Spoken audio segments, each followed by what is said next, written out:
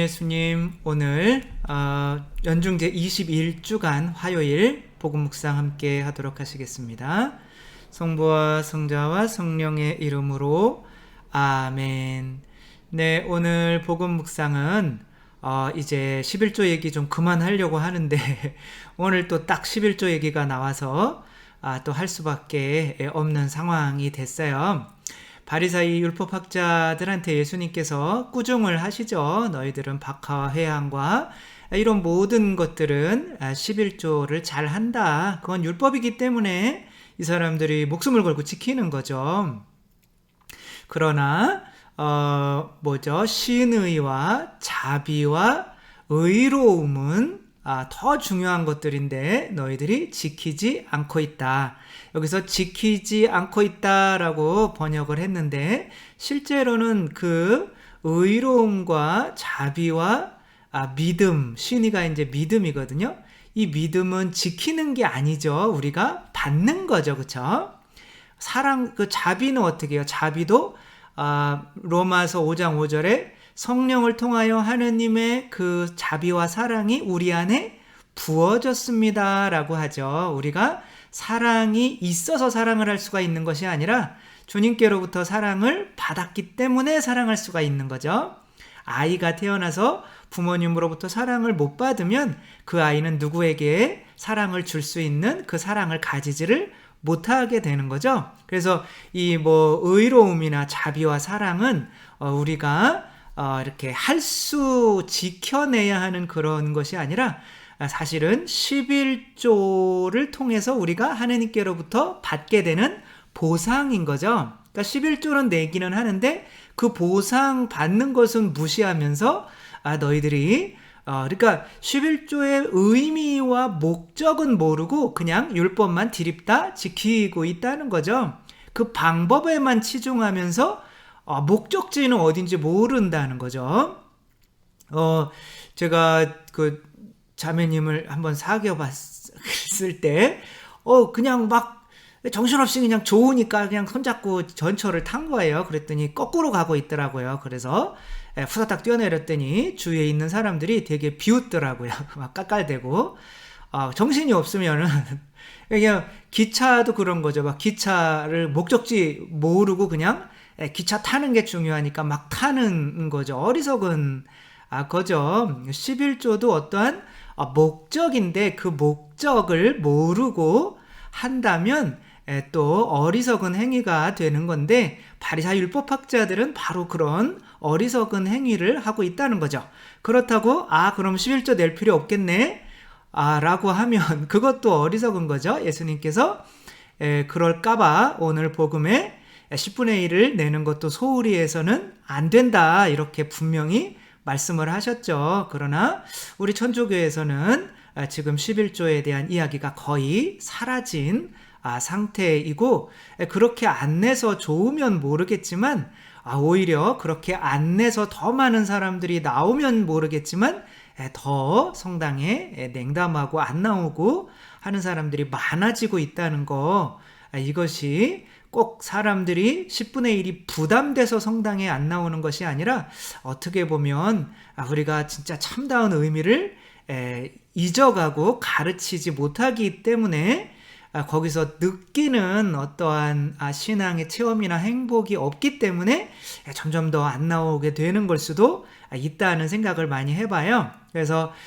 오늘 바리사이 율법학자들은 좀 개신교 분들한테 좀 죄송하지만 약간 개신교의 모습이고 근데 10분의 1을 안 내려고 하는 거는 약간 천주교의 모습이고 약간 둘 다가 문제가 있죠. 그래서 제가 둘 다한테 여기로 맞고 저기로 맞고 그런 또 각오를 하고 이렇게 말씀을 드리도록 하겠습니다.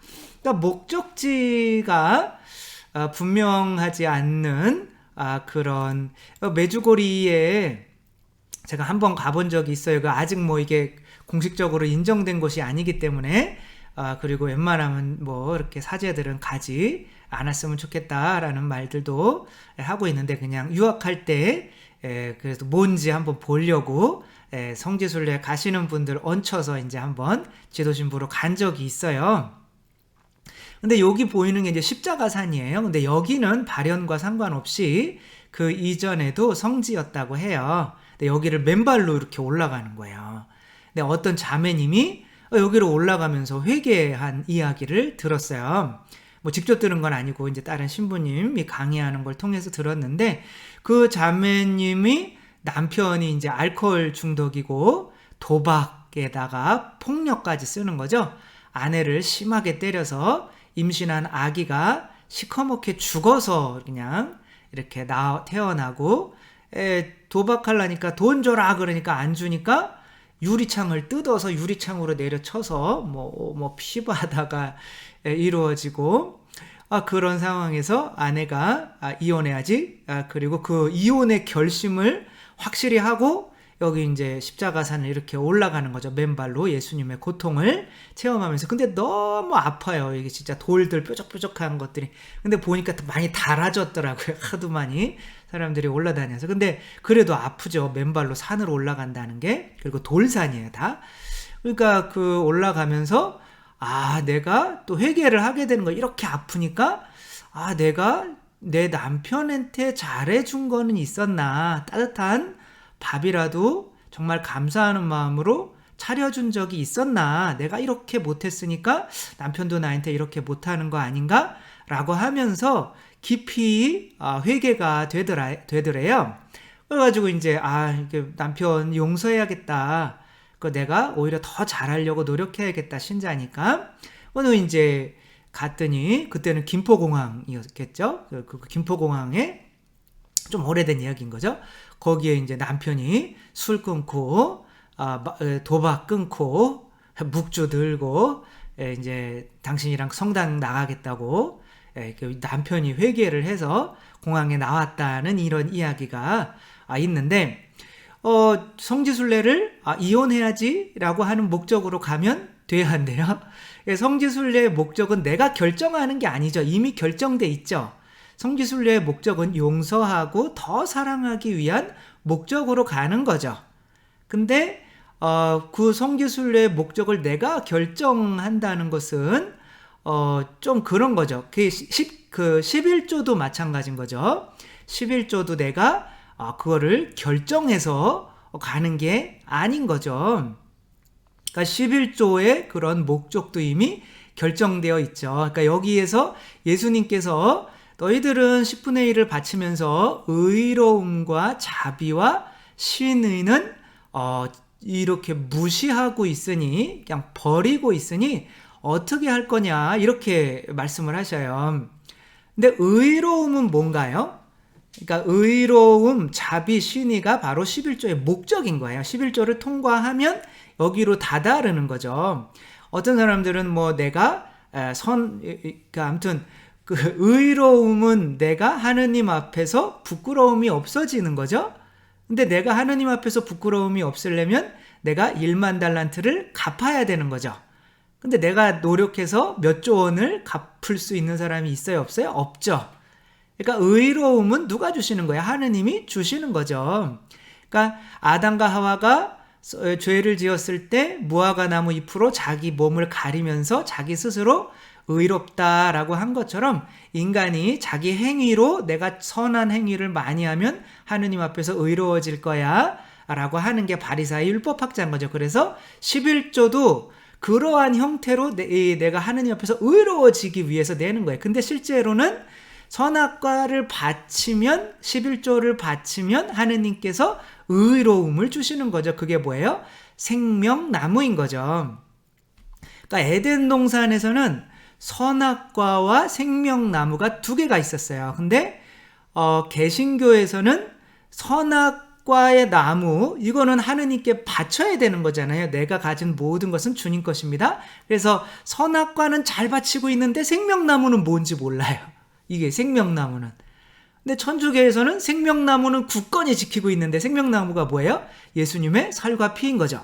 내 살과 피를 먹고 마시지 않으면 너희는 영원한 생명을 얻을 수 없다. 그러니까 예수님 자체가 생명나무란 말이에요. 근데 그 생명나무는 어떻게 먹게 되는 거예요? 아브라함이 대사제 멜키체덱한테 뭘 바쳤어요? 11조를 바쳤죠. 그쵸? 그게 아담이 하느님께 바치지 못했던 선악과 나무란 말이에요. 에덴 동산에 있었던 나무들 중에 요 일부만 나한테 한 그루만 좀 바쳐줄래?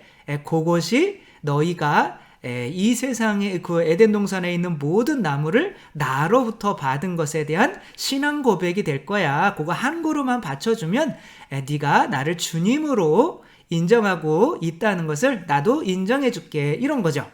근데 그게 이제 이제 그 아브라함 이후부터는 11조가 되는 거고, 그게 이제 계속 예수님 때까지 계속 오는 거죠.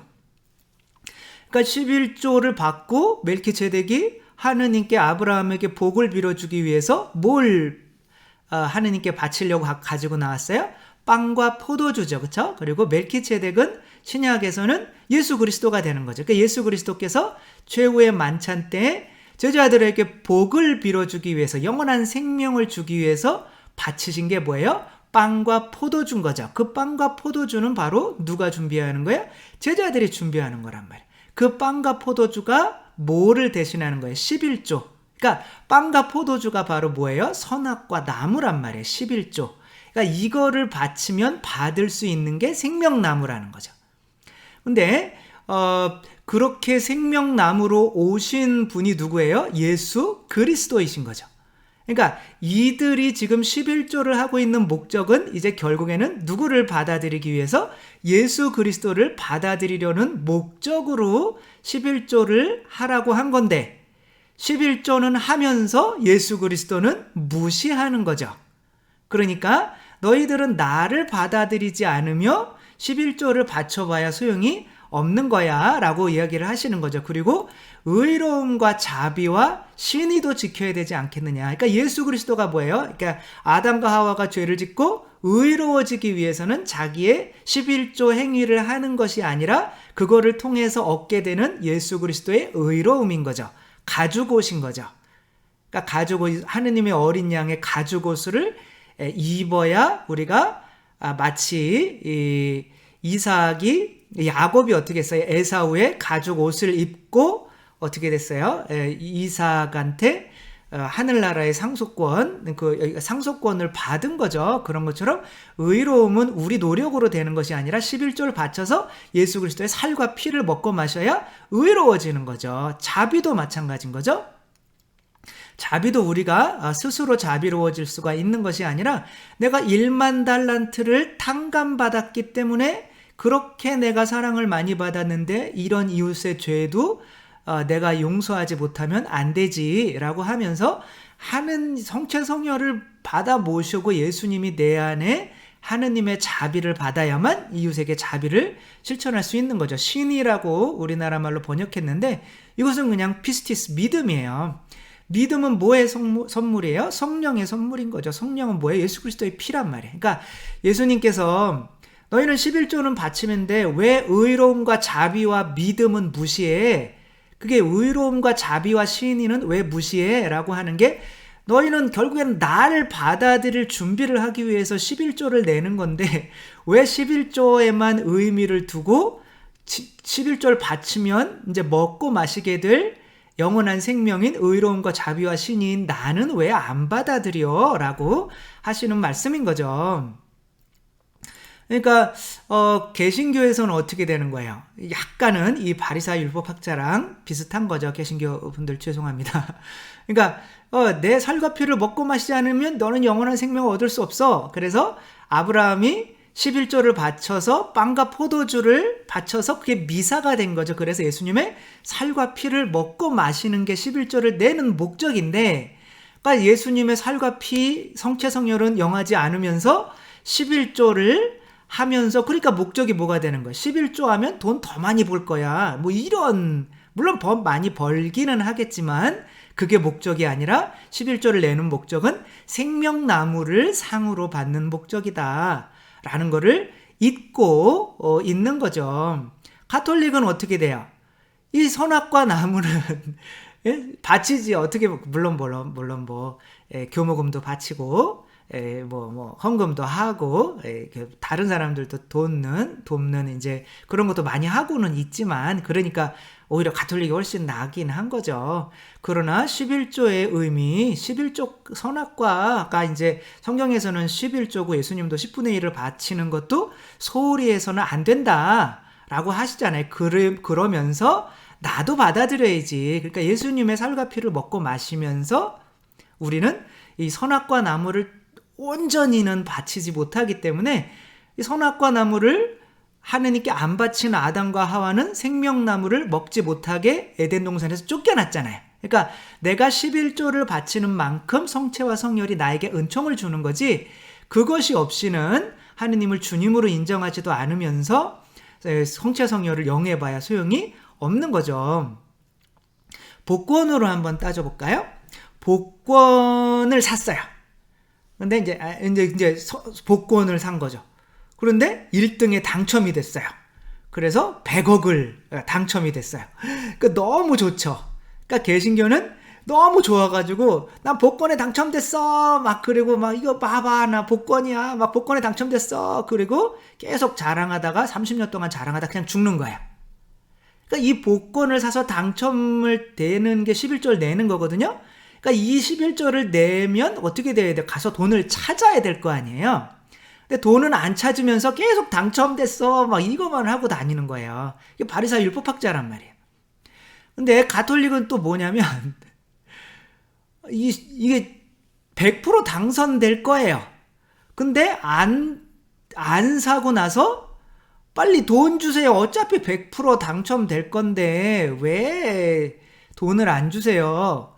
아니, 그거를 사야 될 거 아니요. 그걸 사야 그래도 당첨 그게 있어야 돈을 주지 라고 하는 거죠. 그러니까 조금씩 우리 모두는, 개신교는 생명나무의 의미가 뭔지 조금 더 깊이 묵상해야 되고, 가톨릭은 선악과 나무가 뭔지 조금 이렇게 묵상을 해야 되는 거죠. 선악과 나무를 바칠 때 그것이 빵과 포도주로 하느님께 우리 축복을 위해서 바쳐지는 거고, 그렇게 빵과 포도주가 예수님의 살과 피로 변화돼서 우리에게 오는 것이 생명나무라는 거, 미사가 온전해지려면 우리가 이 생명나무, 선악과 나무를 봉헌하는 이것부터 빨리 회복되어야 된다는 거. 그래서 참 마음이 아픈 것이 이제 교회법에서조차도 11조가 사라져 버린 것, 예수님께서는 10분의 1을 또 이렇게 소홀히 하지 마라고 하셨는데, 우리는 너무나 이제 생명나무에만 치중하고 있다는 거, 서로 이 의미를 정말 올바로 이어지고 있다는 거. 선악과 나무를 안 바치면 생명나무를 못 먹고, 그죠? 또 선악과 나무를 바치는 이유는 생명나무를 먹으려고 해서 영원히 살려고 하는 이어지는 의미라는 거, 우리들은 이제 깊숙이 좀 인지한 다음에 바리사이처럼 선악과 나무만 바치면서 성체는 안녕하는 그런 사람이 되어서도 안 되겠고, 또 생명 그 11조도 안 내면서 맨날 성체만 영하면 마술처럼 이렇게 영원한 생명 얻을 거야, 그렇게 생각하는 것도 안 되겠고, 그래서 이 선악과와 생명나무의 이어지는 의미를 가슴 깊이 새기면서 살아갈 수 있었으면 좋겠습니다. 주님께서 여러분과 함께, 전능하신 천주 성부와 성자와 성령께서는 여기 모인 모든 이에게 축복을 내리시어 길이 머물게 하소서. 주님을 찬미합시다. 하느님 감사합니다. 성부와 성자와 성령의 이름으로 아멘. 감사합니다. 사랑합니다.